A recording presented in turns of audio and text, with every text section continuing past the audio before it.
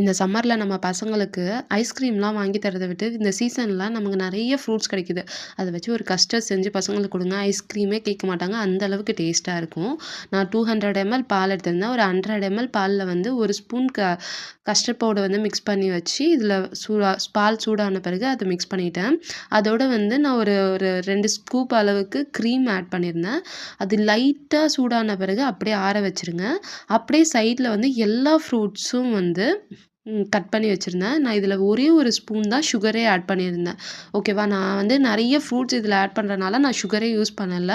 அதுக்கப்புறம் எனக்கு எல்லா வகையான ஃப்ரூட்ஸும் ஆப்பிள், மாதுளை, பைனாப்பிள், பப்பாயா, அதுக்கப்புறம் கோவா, பனானா எனக்கு ஜாக் ஃப்ரூட்டும் கிடச்சிச்சு. நான் ஜாக் ஃப்ரூட் ஆட் பண்ணியிருந்தேன். பட் டேஸ்ட் எப்படி இருக்குமோன்னு நெனச்சிருந்தேன். பட் டேஸ்ட் செம்மையா இருந்துச்சு. மேங்கோன்னு எனக்கு நல்லாவே ஜூஸியா நல்லா ஸ்வீட்டாவே இருந்துச்சு. அதனால நான் சுகர் அதிகமா ஆட் பண்ணல. கண்டிப்பா ட்ரை பண்ணுங்க. செம்ம டேஸ்ட்டா இருந்துச்சு. ட்ரை பண்ணி பார்த்துட்டு எப்படி இருந்துச்சுன்னு சொல்லுங்க. இந்த மாரி ஈஸியான ரெசிபிக்கு என்ன ஃபாலோ பண்ணிக்கோங்க. அப்படியே ஒரு லைக்க தான் போட்டுட்டு போங்களேன்.